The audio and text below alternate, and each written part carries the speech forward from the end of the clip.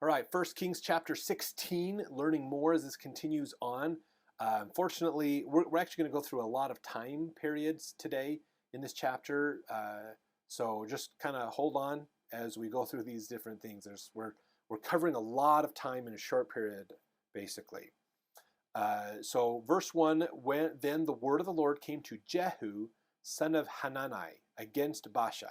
So this is, again, a righteous person, Jehu, who the Lord is revealing his word to him, like a prophet, to go speak to King Baasha of Israel.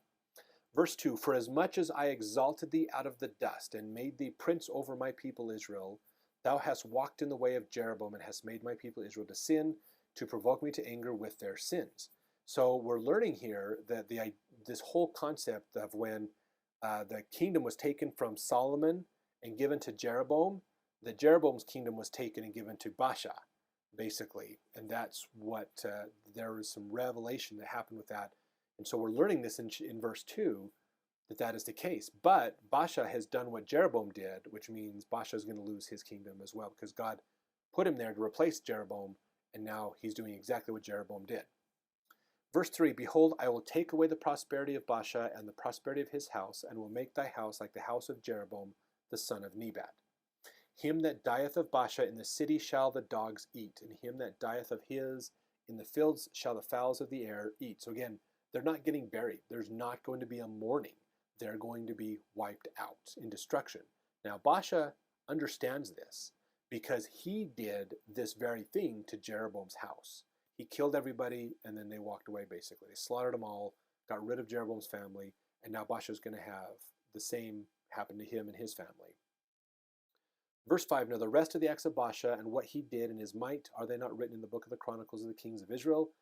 Again, there's a lot more that's going on. This is, in these last 3 chapters, we've gone over decades of ruling in Judah and Israel in just 3 chapters. So there's a lot we're not getting because it's in these other books that we don't have anymore, unfortunately. Verse 6, so Baasha slept with his fathers and was buried in Tirzah, and Elah his son reigned in his stead. Verse 7, and also by the hand of the prophet Jehu, the son of Hanani, came the word of the Lord against Baasha and against his house, even for all the evil that he did in the sight of the Lord, in provoking him to anger with the work of his hands, in being like the house of Jeroboam, because he killed him.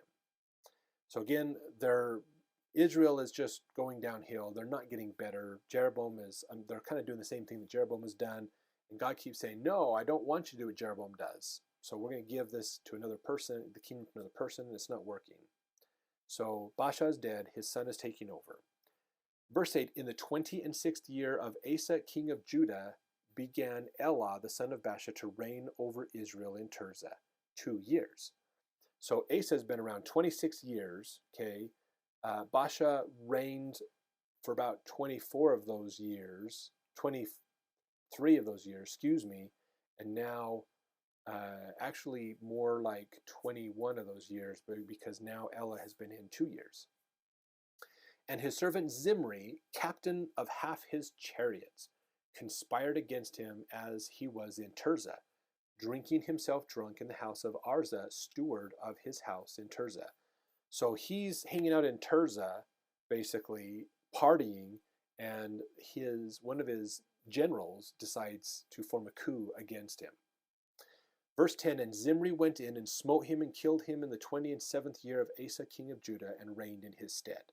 So Zimri decides, king's out, this guy's an idiot, he's probably a pompous pig, a spoiled brat of son of a king kind of thing.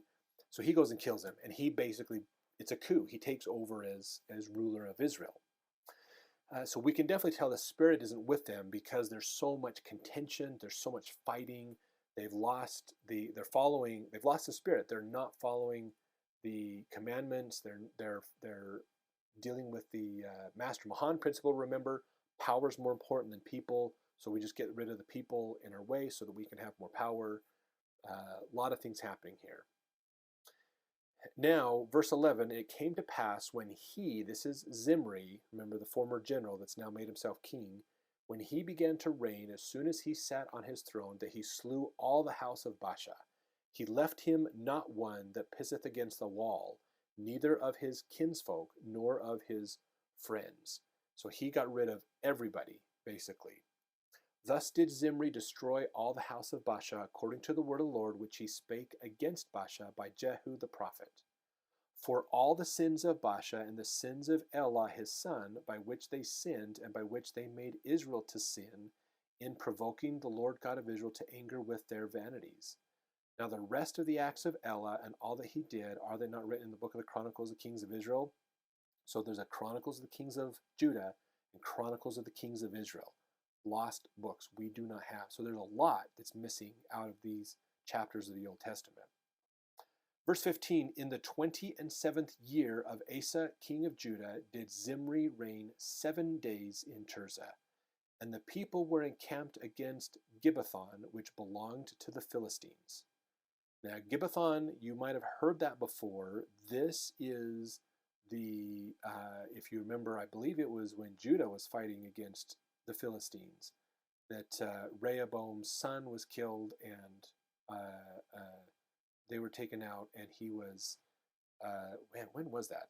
That was 2 chapters ago that we saw that. It was really quick, really quick that we saw that, basically. That they went against Gibbethon, and then it was Abijam, I think. Abijam died in there and was taken out. Actually, maybe it was Nadab. That's when Nadab was taken out, and that's right.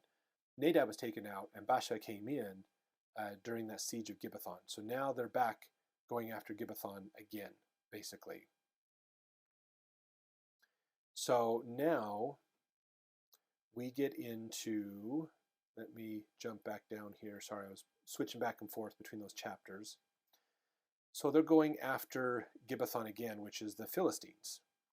Verse 16, and the people that were encamped heard say, Zimri hath conspired, and hath also slain the king. Wherefore all Israel made Omri, the captain of the host, king over Israel, that day in the camp.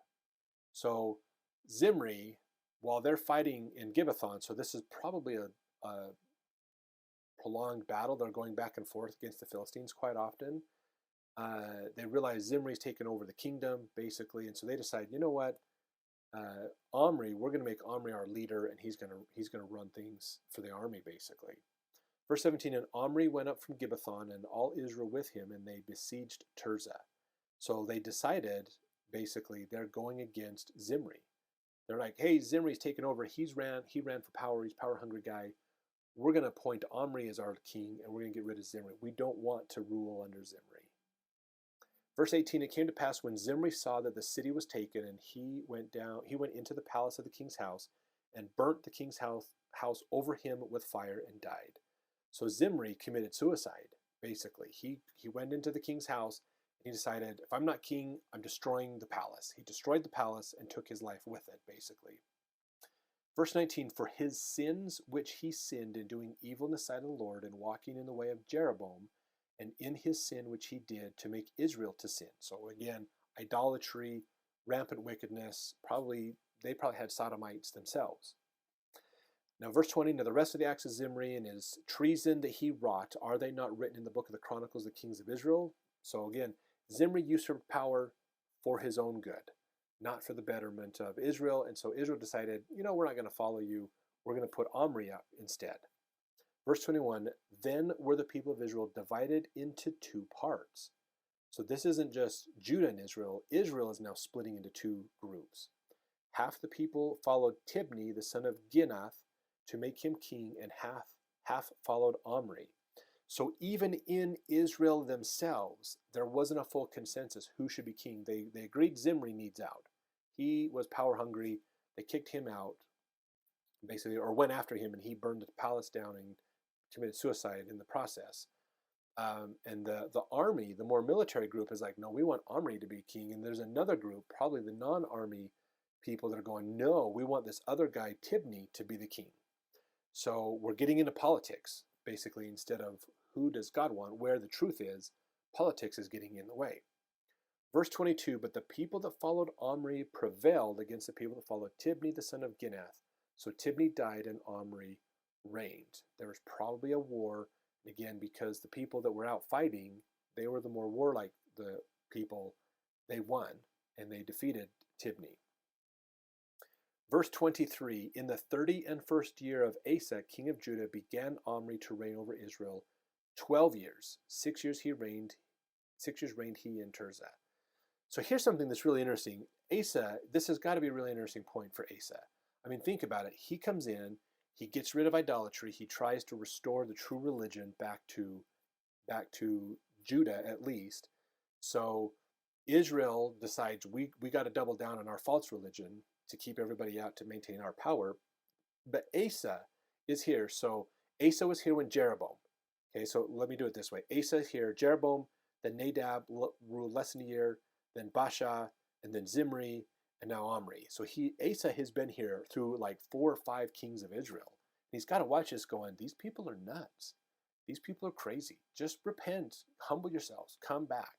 We'll get it all worked out, but they won't. They're too stubborn. They're not going to follow him. So now we've got more problems. In verse 24, this is Omri. He bought the hill Samaria of Shemer for 2 talents of silver and built on the hill and called the name of the city which he built after the name of Shemer, owner of the hill, Samaria. So he built this hill, call it Samaria, basically, the hill Samaria. Verse 25, but Omri wrought evil in the eyes of the Lord and did worse than all that were before him. Omri was worse than Jeroboam. Verse 26, for he walked in the way of Jeroboam, the son of Nebat, and in his sin wherewith he made Israel to sin, to provoke the Lord God of Israel to anger with their vanities. Now the rest of the acts of Omri which he did, and his might that he showed, are they not written in the book of the Chronicles of the Kings of Israel? So again, Omri was way worse. He doubled down on the doubling down that everybody else had been doing. He went way worse. And Omri was coming from more of a military standpoint, so he had a lot of power and might. He was a mighty man himself. He was probably a warrior. They decided, we want a warrior king, the kind of this hero status, and that's how he got to power. And he was way worse than everybody else. That's saying a lot. Holy cow. I mean, this is crazy.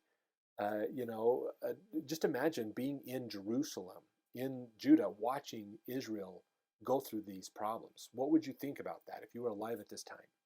What would that have been like? So I'd love to hear your comments and thoughts on that. It'd be really interesting to see that.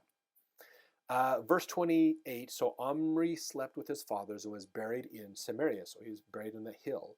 And Ahab, his son, reigned in his stead. Now, Ahab's not an uncommon name for Arabia and some of those other areas as well. So we could be seeing that there's less Israelite influence in ruling in Israel as well. Maybe there's some more mixing because of some of the mixing that's been done. These other non-Israelite descendant groups that have mixed are gaining more power in Israel, basically, over the Israelites. The Israelites have lost their ability to rule themselves, and Israel is being ruled by non-Israelite descended people. That could be a very common problem or challenge that's happening at this time. Now verse 29, in the 38th year of Asa king of Judah, began Ahab the son of Omri to reign over Israel. And Ahab the son of Omri reigned over Israel in Samaria 22 years. So Asa has been around 38 years in power in Judah, and Omri starts up and goes a full 22 years. Omri reigned for 22 years, then Ahab came along. Now verse 30, and Ahab the son of Omri did evil in the sight of the Lord above all that were before him. So we're seeing each king of Israel is getting worse than the previous king. Their wickedness is continuing to grow.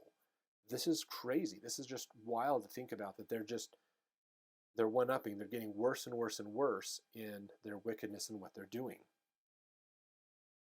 Verse 31, and it came to pass, as if it had been a light thing for him to walk in the sins of Jeroboam the son of Nebat, that he took to wife Jezebel, the daughter of Ethbaal, king of the Zidonians, and went and served Baal and worshipped him. So Ahab builds an alliance with the Zidonians, which is another group of people that live near Jerusalem or near Israel, basically. And he takes his daughter to wife. He follows that idea that Solomon did of building alliances through marriage. But when he does this, he becomes a follower of Baal, basically, which is more of the Canaanitish, the old Canaanitish god that's been around for a long time. Verse 32, and he reared up an altar for Baal in the house of Baal, which he had built in Samaria. So he built an altar inside. He built a small temple, basically, place to worship, and built an altar for Baal. This is the same thing that the Philistines have done. This is the same as all the ancient Canaanites have done.